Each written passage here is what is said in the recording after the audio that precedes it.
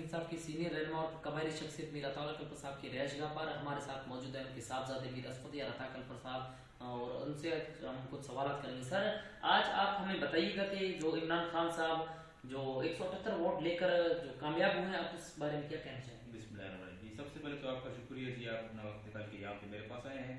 और सबसे पहले तो मैं अल्लाह पाक का शुक्र अदा करता हूँ कि अल्लाह पाक ने खान साहब को दूसरी बार इज़्ज़त बख्शी है और पूरी कौम को मैं मुबारकबाद देता हूँ कि अल्लाह ताला ने खान साहब को इज़्ज़त बख्शी है।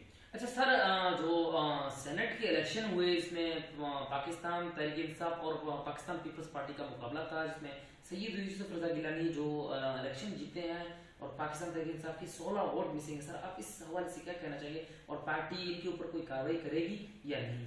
देखिए जी, ये तो खान साहब को पता है और पार्टी का फैसला है, जो भी फैसला होगी पूरी कौम के सामने आके रखेगी।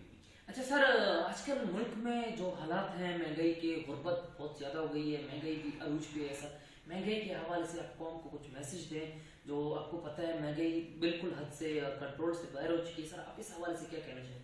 देखिए जी, खान साहब 3 सालों से कोशिश कर रहे हैं।